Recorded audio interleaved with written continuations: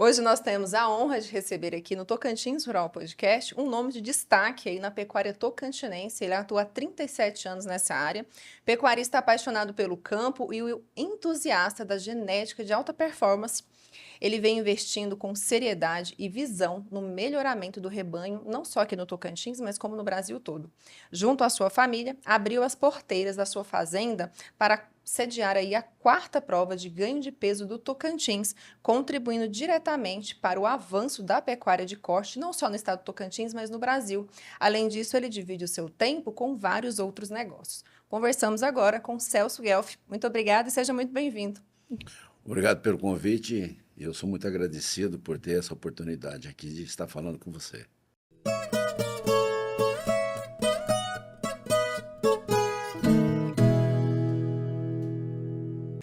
Celso Guelfi, vamos iniciar contando a sua trajetória de vida, a sua história, né? Você é muito conhecido aqui no estado do Tocantins, principalmente por ser um entusiasta da pecuária na Fazenda Encontro da Natureza, mas o pessoal quer saber de onde que veio as suas raízes, né? Quem foram aí os seus pais que antecederam você, de onde você veio para chegar até aqui, o estado do Tocantins, ali mais precisamente em Silvanópolis. Bom, são 70 anos, né? Então a história é longa, né? Então eu vou resumir aqui rapidamente. Eu sou nascido em Tabapuã, na terra do boi mocho Tabapuã, né? É aí que é a origem do boi Tabapuã.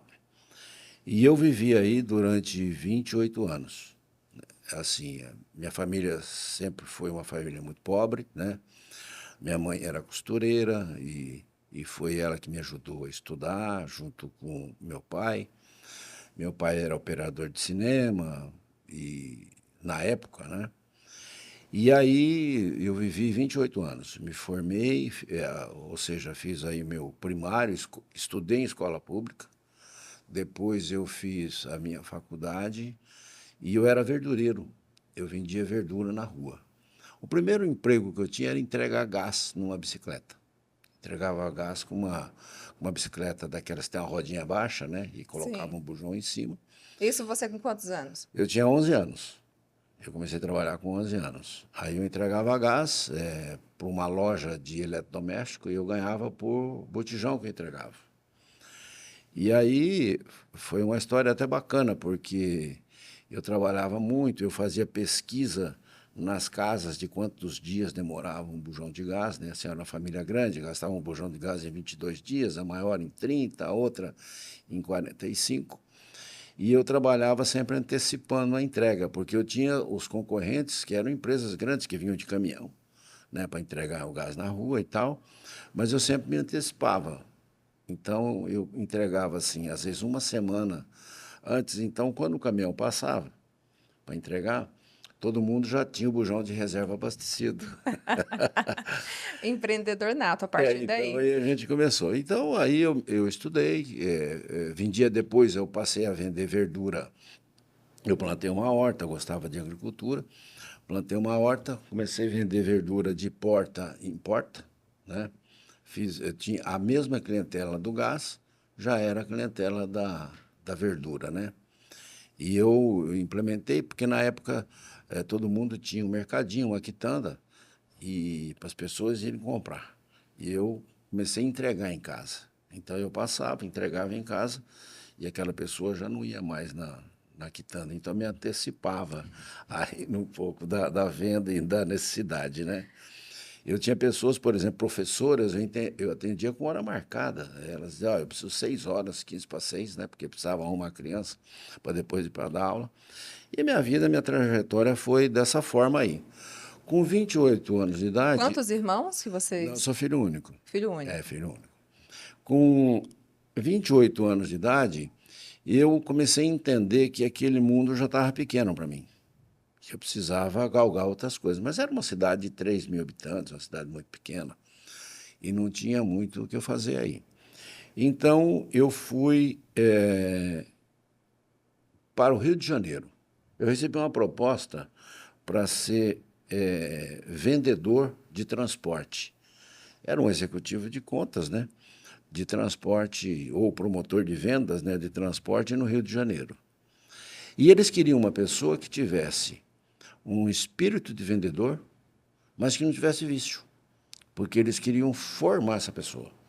E era uma empresa multinacional, a TNT Transportes.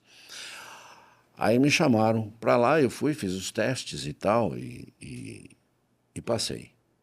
Então, nessa empresa, eu tive uma trajetória de mais ou menos 3 anos. Nos primeiros 6 meses, eu era promotor de vendas, depois eu já fui treinado para ser supervisor, fiz todos os testes para supervisão, fui promovido para supervisão, trabalhei mais 1 ano como supervisor, já fui para gerente de vendas e, na última instância minha, eu fui diretor de vendas dessa empresa de transportes. Recebi um convite de uma outra empresa, que era Itapemirim, uma das maiores empresas de transportes do Brasil, né? Na época tinha 6.800 ônibus, e eu fui ser diretor de vendas dessa empresa lá. Aí trabalhei ali mais uns 2 ou 3 anos. Isso no Rio de Janeiro também? No Rio de Janeiro. Aí eu recebi um convite para vir para São Paulo. E a minha família é de São Paulo, eu quis ficar mais perto, eu vim para São Paulo. E aí, nesse tempo de São Paulo, 1 ano mais ou menos, trabalhando numa empresa chamada São Geraldo, e eu estava muito bem, eu já era diretor-geral. São Geraldo também de transportes? De transportes também, transporte rodoviário. E nesse meio de tempo, a empresa começou a passar o bastão para os familiares, para os filhos. E eu entendi que já teria que reconstruir toda uma trajetória dentro da empresa. E me surgiu uma oportunidade que, para mim, foi, assim, inusitada, porque eu, numa viagem que eu fiz para o Peru, me convidaram para abrir uma empresa de assistência de viagem nacional e internacional, o que é conhecido como seguro de viagem. E eu ganhava bem naquela época, eu ganhava em torno de... Era uma época de inflação muito grande, sim, na época do Collor, daquela coisa, e a gente ganhava em dólar. Então, eu ganhava muito bem. E aí eu recebi uma proposta para montar uma empresa de seguros no Brasil. Isso você estava com 28 anos ainda? Não, eu já estava com 35 anos, né? 35 para 36 anos. E aí eu conheci o negócio, fizemos um estudo de viabilidade, essa empresa me convidou, uma seguradora, para fazer um estudo de viabilidade, e eu fiz e acreditei. Então, eu sempre tive uma vida muito simples e eu entendia que eu tinha dinheiro para começar essa empresa e durante 3 anos eu poderia bancar essa empresa, durante 3 anos. E resolvi pegar o desafio. Aí eu montei a GTA. E a GTA foi crescendo, na época não era conhecido o seguro de viagem, até hoje não é tão conhecido. Sim, sim. Hoje somente 28% da população do Brasil viaja com seguro de viagem. Então tem um mercado imenso ainda, né? Sim. Para se buscar. Então, eu fui crescendo com a empresa. No começo da empresa, eu era o vendedor, eu era o faturista, eu era o administrativo, eu era o financeiro, era tudo. Era eu sozinho que comecei a empresa. E ela foi prosperando, foi prosperando. Hoje a GTA tem em torno de 158 executivos de contas, né, pelo Brasil. Né? Eu tenho uma diretoria administrativa, uma diretoria financeira e uma diretoria comercial, gerentes e supervisores pelo Brasil inteiro. E nós vendemos seguro para o mundo inteiro. Então, hoje, eu tenho as centrais operativas em 45 países para atender. Hoje a GTA tem a média minha diária de 73 mil passageiros viajando por dia. Por dia. Por dia, né? Eu tenho uma capilaridade que nós fazemos hoje pela GTA em torno de 650 visitas presenciais por dia, no Brasil inteiro. Né? Eu tenho filiais, escritórios, basicamente, no Brasil inteiro. E aí foi crescendo. Isso daí hoje é 1.600 funcionários pelo mundo, né? na questão de atendimento. Trabalhamos 365 dias por ano, 24 horas por dia. Aí, diante disso tudo que o senhor contou, onde entra a pecuária na sua vida? A pecuária entra porque eu, quando pequeno, eu sempre tive, além dessa venda de verdura que eu estava te dizendo e entrega de gás, eu fui emancipado com 15 anos. Eu também. Que bom. Responsabilidade, É né? isso. E os pais acreditarem, né? Sim. E eu comprava gado e vendia para os... Naquele tempo, os frigoríficos eram poucos, né? Nem tinha na época, tinha um matadouro municipal na minha cidade. E eu comprava gado e fornecia para os açougues. Isso você lá atrás, com 15 Com anos, 15 anos. 16. Eu já comprava gado e fornecia para os açougueiros. E aí começou fornecendo 10 cabeças por semana, 15 por semana, e cheguei a fornecer 100, 150 cabeças por semana para os açougues e supermercados da região. Então, isso daí foi sempre a vontade de estar no ramo da pecuária, né? De mexer com gado. Bom, depois a minha vida tomou um outro rumo, Sim. mas eu sempre tinha aquilo que era montar um negócio de pecuária, né? De agricultura e de pecuária. Mas se ganhava pouco, eu fui guardando o dinheiro e tal. E aí, num determinado momento, salvo engano, em 86, 87, quando virou de Goiás para Tocantins, eu tinha um amigo e que depois se tornou meu sogro, e ele estava prestando serviço para uma empresa agropecuária aqui no Pará. E na volta dele, o patrão dele disse assim, ó, você poderia abrir uma fazenda para mim no Tocantins, porque era Goiás, tinha virado naquele ano, em Porto Nacional. E aí ele parou aqui por Porto, começou a abrir essa fazenda, de uma família muito interessante lá do estado de São Paulo. E aí ele começou a me contar daqui como é que era, né? Como é que era o estado, né? Como que custava uma terra aqui e tudo mais. E eu acabei vindo para cá para conhecer. Conheci e me apaixonei por aqui na época, né? Assim, eu vislumbrava que aqui teria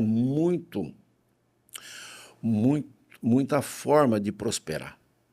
E naquele tempo eu tinha uma visão seguinte, bom, eu acho que é um estado que a fronteira agrícola vai ter que passar por aqui. Você já tinha essa visão lá Eu tinha atrás, essa visão na década de 80. que ela tinha que afunilar e passar por aqui, né?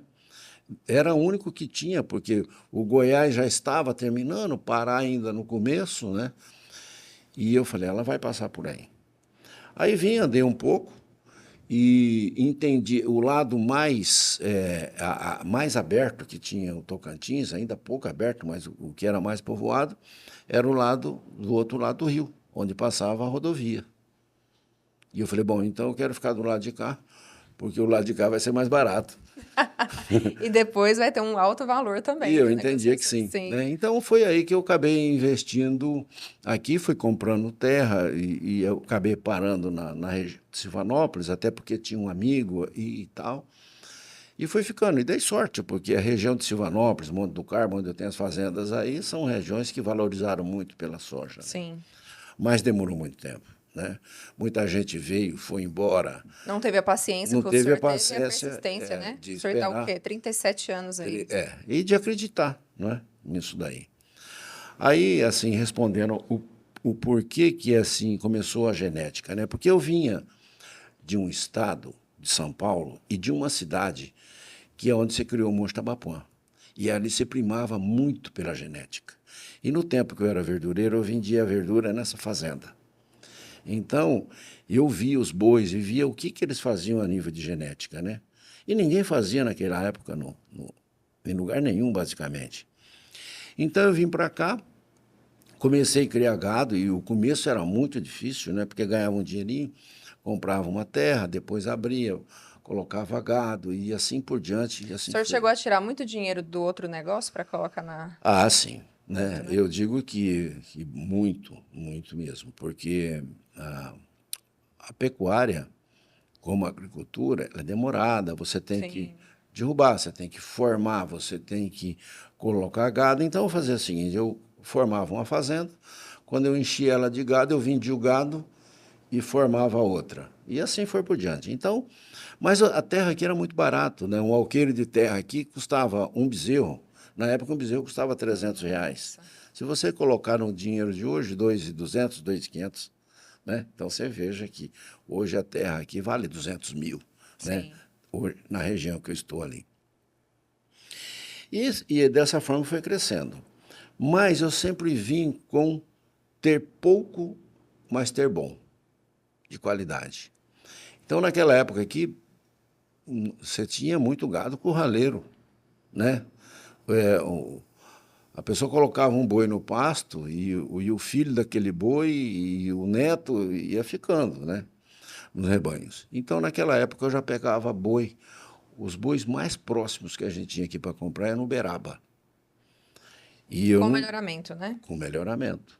Então, eu já juntava pessoas para comprar boi. Às vezes a gente ia lá, buscava um caminhão de boi, 8, 10 bois, e dividia o frete e assim por diante. Fazia acordo com gente do Pará ou de Araguaína, que já era mais avançado, e eu ia lá em Aliança buscar boi que passava, pegava no caminhão, e aí a gente já foi desenvolvendo a genética. O senhor acreditou, então, lá atrás que, né, no melhoramento genético, tanto que hoje acontece, né, a quarta prova de ganho de peso do estado do Tocantins acontece na Fazenda Encontro da Natureza. O senhor já recebeu essa prova antes lá também, não É recebeu? o ano passado. Ano O ano passado. passado nós já sediamos lá. E na visão do senhor, né, a importância que é de ter uma prova dessa. Ah, o senhor contou toda a história, a trajetória, contou que o senhor ia buscar genética fora, porque ainda não encontrava aqui. Então, assim, a importância de ter essa prova aqui hoje, 25, né, pecuaristas de todo o estado do Tocantins, quase 100 cabeças de gado reunidas lá. Não, a gente não fala cabeça de gado, fala boi, É cabeça de gado. cabeça de É. gado, né? Uhum. Obrigada. Reunidos lá hoje para esse melhoramento genético. Então, assim, para que produtores aqui do estado não precisem fazer como o senhor fez e buscar muito longe, porque agora já tem aqui. Sim, hein? Sim.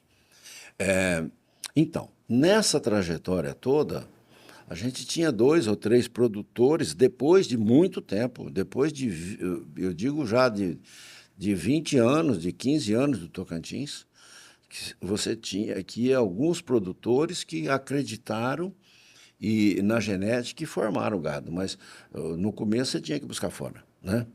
Depois aqui nós tivemos uma queda de, de criadores, né, de gado. E essa situação começou assim: se você quisesse provar um boi aqui no Tocantins, você tinha que levar em Uberaba. Você fazia a prova de ganho de peso lá em Uberaba, como o PMGZ e outras provas que você poderia fazer. E o custo ficava muito Ficava alto. muito caro, ficava inviável, né? Depois foi criada a CNT e aí sim, né, veio a ideia de começar a sediar. E assim, no mandato do Alexandre Bispo, ele fez com que isso daí já tinha tido 2 provas, e aí eles fizeram que isso voltasse à tona com mais força, né? Foi quando a BCZ veio, fez uma inspeção em algumas fazendas, e tinham várias aptas, mas às vezes não estava pronta para o momento. Então me perguntaram na época se eu poderia sediar. Eu digo, mas não tem como recusar, né? Porque se nós estamos trabalhando para ter um melhoramento genético, porque o melhoramento genético ele começa em cima de nós construirmos e criarmos um boi com todas as características necessárias. Mas para o Estado, isso é muito bom, porque antigamente as pessoas tinham boi curraleiro, hoje não. Hoje quase todo mundo, pelas facilidades que a gente tem de venda, de financiamento, hoje todo mundo pode ter um boi em casa, de uma avaliação genética muito boa, um PO, e ele pode ter. E isso faz com que você melhore a base do gado do Tocantins. E isso vem crescendo ano a ano. E isso faz com que melhore a economia do Estado, Mas é lógico. consequentemente. É lógico, por quê? Se há 20 anos atrás, 25 anos atrás, você ia num leilão de gado, você tinha lá 200 cabeças, 300 cabeças, né?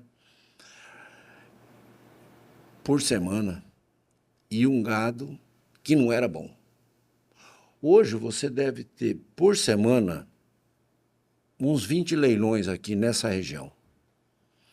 E todo leilão não tem menos de 2, 3 mil cabeças.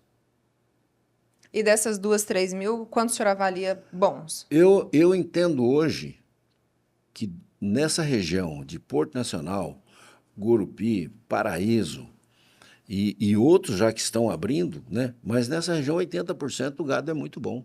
E 80% é um número muito bom. É um número excelente. Quer dizer, antes você ia num leilão, era 10% de cabeceira. Hoje, isso virou 10% de fundo. O resto é gado bom, né?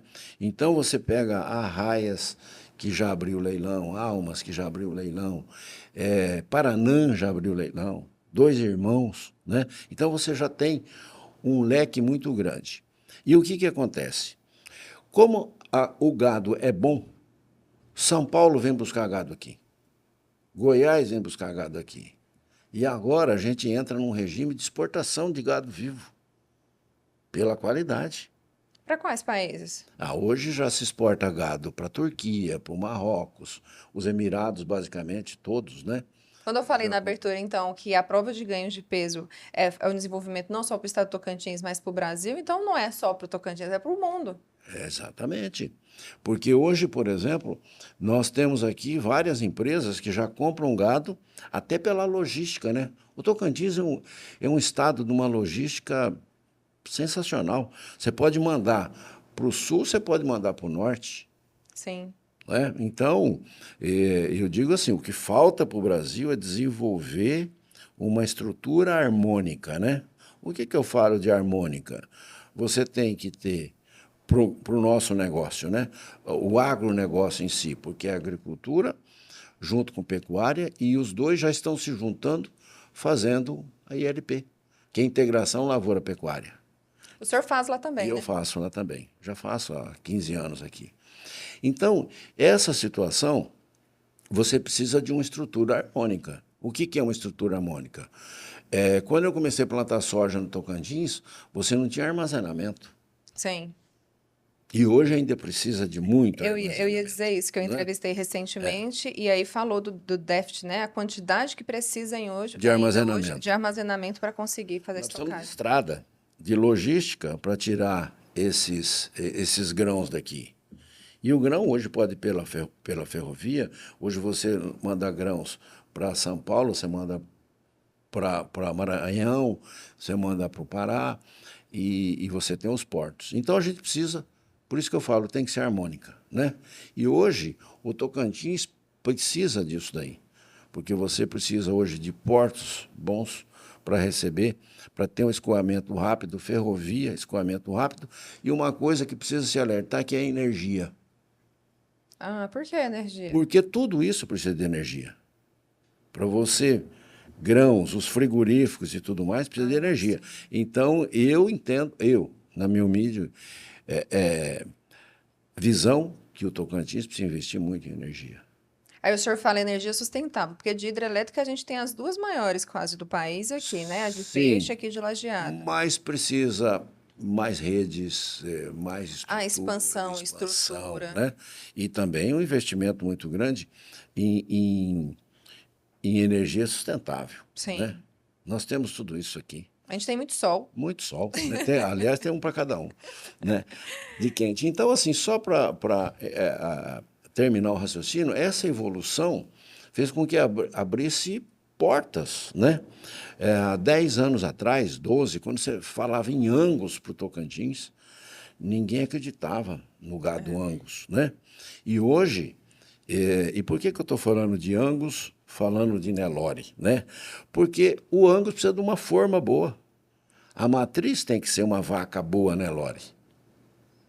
E ela nasce de um cruzamento de Nelore bom com Nelore bom, Ou né? seja, precisa da genética. Precisa da genética, porque você traz. E hoje esse mercado foi expandido, mas graças aos Nelores, né? Sim, e graças a pessoas pioneiras como o senhor, que acreditou, a ACNT, que é a Associação dos Criadores de Gado Nelore aqui do Estado do Tocantins, e aí também falo em nome da presidente, né, doutora Andréia Estival, Sim. que vem, ela falou assim, Sara, eu quero que você converse com o Celso Guelph, eu quero que você fale com ele, porque o senhor ter recebido essa prova lá é de grande generosidade. Eu sei que também contribui para o gado do senhor, né, mas o senhor recebeu de 25 produtores na fazenda do senhor, né, e acompanhou esse gado aí ao longo dos 10 meses. A gente passa 10 meses com esse gado e é por isso que eu estou te falando. Quando eu recebi o convite, eu digo, bom, se não mexer na estrutura que eu tenho de recria do meu gado e for igual, eu faço. E eles pesquisaram e disseram, bom, pode fazer que está muito bem, assim. Então, nós não fazemos nada diferente. O mesmo esquema que eu faço a recria do meu gado, eu faço na prova de ganho de peso. Não mudou nada. Não mudou comida, não mudou nada. É igual, né? Então, a única Isso é coisa ótimo. que você precisa é engajar o teu pessoal, né? E dizer da importância que tem uma prova dessa para o Estado. E meu pessoal, a minha equipe engajou isso muito bem, né? E foi muito bom, porque o tanto de cuidado que nós colocamos para tomar conta de... Hoje, são 27 criadores, né, que foram lá para essa prova de ganho de Então o peso. senhor me corrigiu, não são 25, são 27 e 27, quase sem cabeça. 73 animais 73 animais. que foram para lá de 21 municípios do Tocantins. Olha aí, então tem gente norte, sul, Tem, leste, oeste do estado do tem, Tocantins. tem.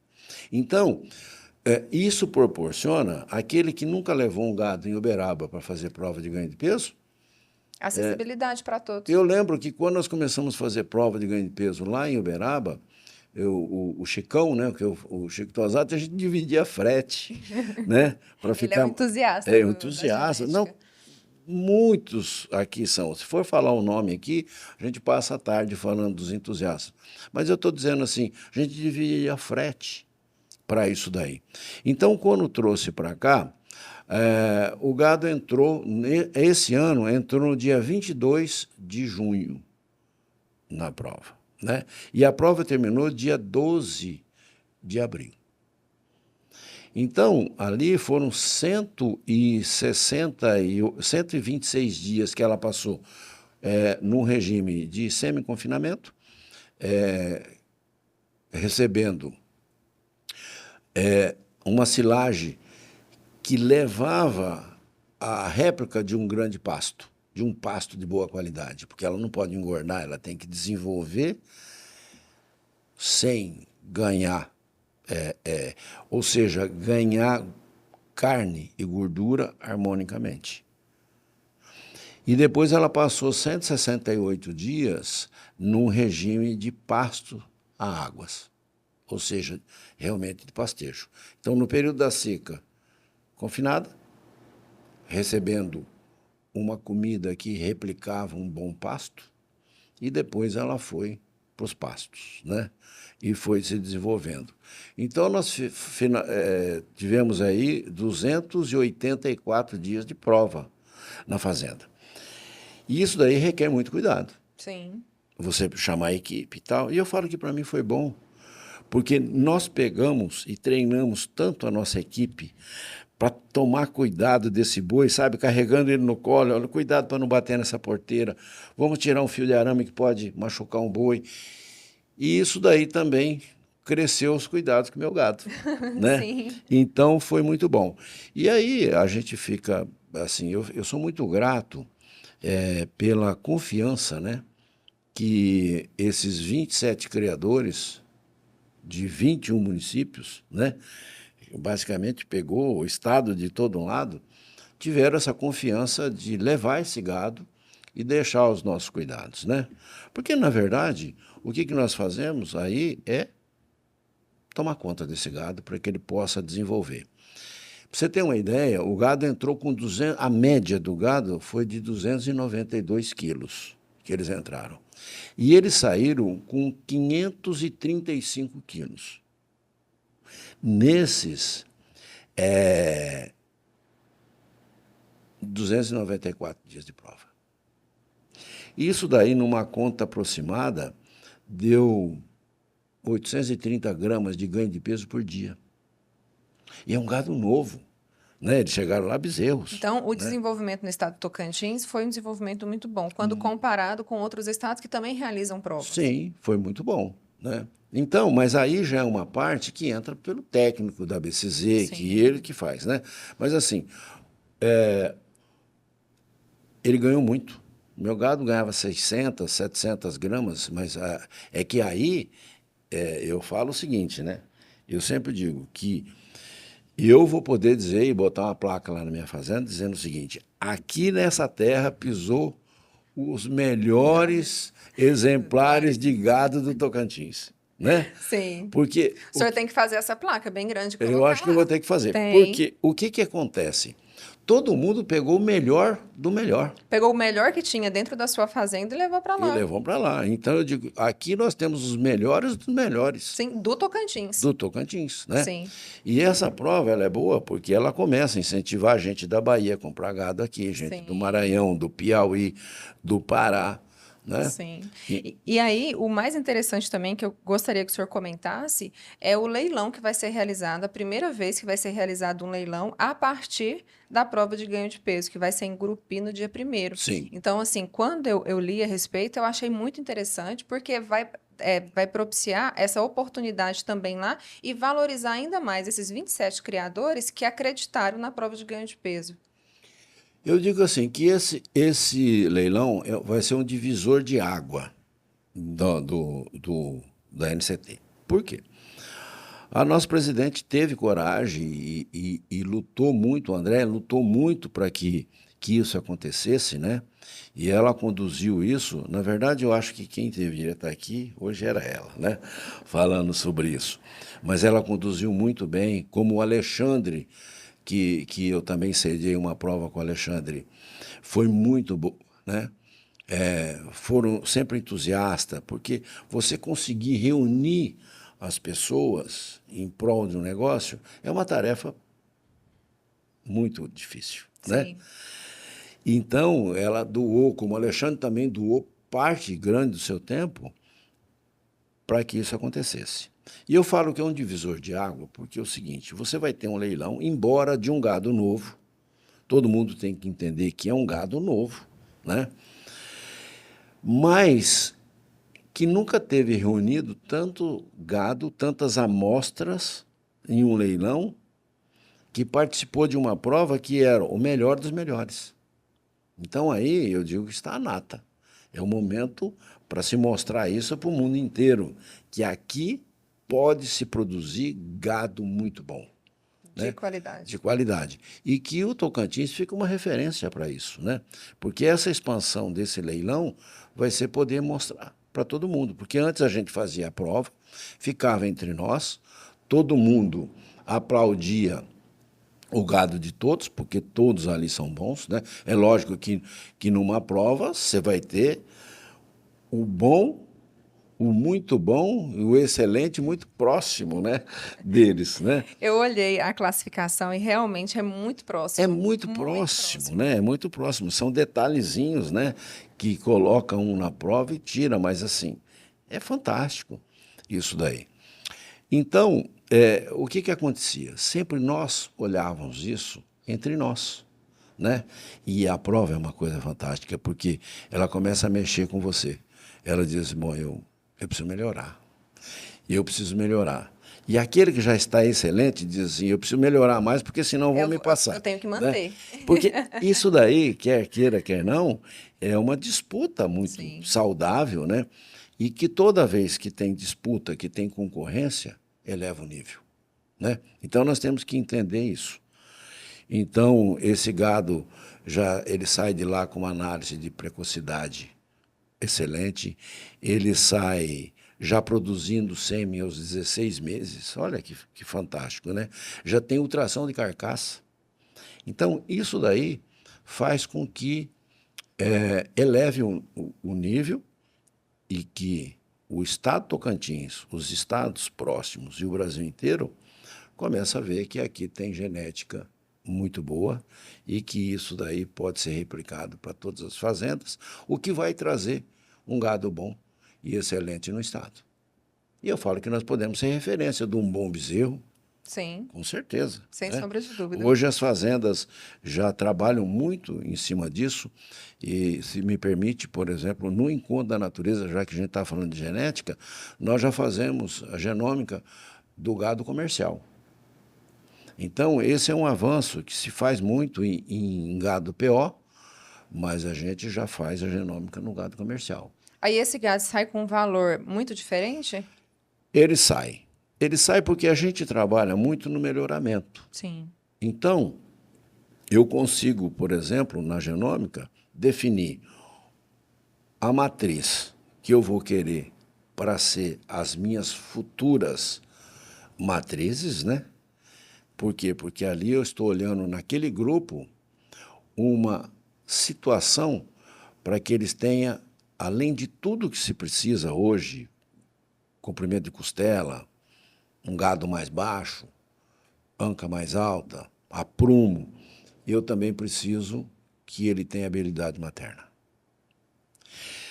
O outro grupo é um grupo que eu olho ele e digo o seguinte, bom, ele está muito próximo do primeiro, mas eu preciso colocar carne nele. Então, um grupo vai produzir matrizes, futuras matrizes, o outro vai me produzir um gado excelente para confinamento, para frigorífico, para exportação.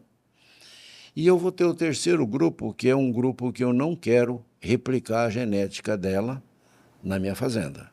Então, nessa daqui eu vou botar Angus. Então, eu acabo com aquela genética. Eu fico com a genética do meio e a da ponta. Entendi. Uma para produzir carne e outra habilidade materna. Então, de 3 grupos eu fiquei com 2 e que a produção vai ficar em cima deles. A outra eu vou produzir Angus em uma, como se diz, em uma fêmea, né? Em uma forma muito boa, e esse Angus vai para exportação. Então, o Brasil caminha para isso. E o Tocantins está muito avançado nisso daí. Assim como o senhor faz, tem muitas outras fazendas que fazem Já também? tem fazendas. Eu não sei se eu fui o pioneiro no Tocantins, parece que já, não sei.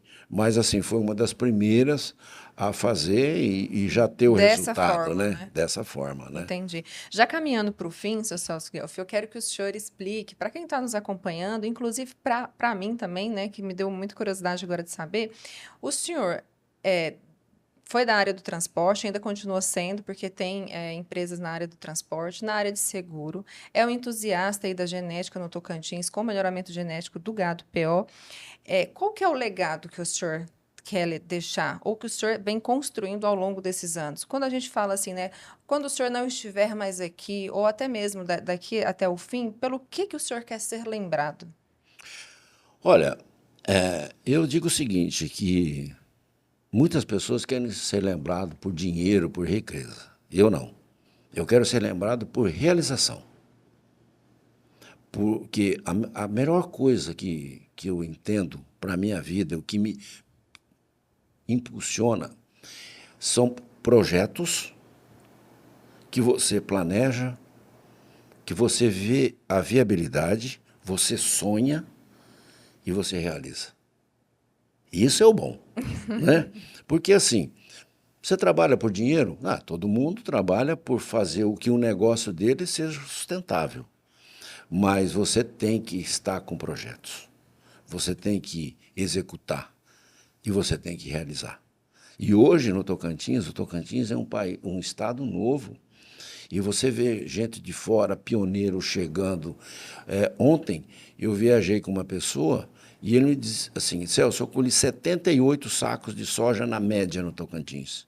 Isso é histórico.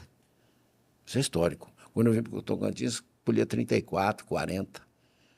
E hoje nós já estamos com 78. Isso também graças ao avanço da tecnologia. De tecnologia. Você passava há 15 anos atrás, um boi, ele ficava 4 anos no pasto para ir para o frigorífico. Hoje fica 2? Hoje, 18 meses, 21 arrobas. A gente já constrói. Então, isso é contribuição, Sim. Isso é realização. Então, se você me perguntar assim, como que eu quero ser lembrado? Por contribuição, por realização, né? Eu acho que a gente faz de tudo, todo mundo hoje copia um pouquinho de cada um, e eu acho isso muito bom, porque a minha vida inteira foi andando, vendo o que estava acontecendo, querendo fazer, e a minha pergunta era sempre o seguinte: o que você me aconselha a não fazer? Né? Para errar menos, porque você vai dirimindo erros, né? Você vai evitando erros e aquilo vai saindo melhor. E hoje, tanto na pecuária quanto na agricultura, diferente dos outros ramos de atividade, né? Mas tanto por exemplo, eu tenho o seguro. Eu fui já durante 4 mandatos presidente da Associação dos Seguros de Viagem do Brasil. E aí você tem que agregar pessoas. A concorrência é muito forte. É uma concorrência louca nisso daí. E na agricultura e pecuária não tem concorrência. Tem união. Um faz e tem o prazer de ensinar para os outros. Veja o quanto de dias de campos que nós temos aqui. Sim. O que é um dia de campo? É você mostrar como é que você faz. Como é que você está fazendo, o que está dando certo e o que está dando errado. Exatamente, para que as pessoas possam fazer melhor do que você. E você faz bom hoje. Eu sempre digo o seguinte, ó, eu falo isso para meus filhos. Ó, o que trouxe a gente aqui não é o que vai levar lá. Vai mudando. E vai mudando muito rápido, né? E você tem que ter cabeça para mudar, para aceitar mudanças, porque as coisas mudam muito rápido. Então, eu digo que esse é o legado, né? E eu digo o seguinte: trabalho. Se você não tiver trabalho, foco E trabalho. e trabalho. Seu Celso, muito obrigada e parabéns mais agradeço. uma vez pela sua história de vida, por toda a sua trajetória de sair de entregador de gás, verdureiro e hoje é referência não só no Brasil como em outros países também. Então, agradecer a sua presença aqui no Tocantins Rural. Muito obrigada. Eu que agradeço a oportunidade de estar aqui. Quero agradecer também a Andréia por ter me dado essa oportunidade de vir aqui e agradecer a todos os criadores que tiveram a confiança de mandar o melhor deles para que a gente tomasse conta. Muito obrigado. Obrigada.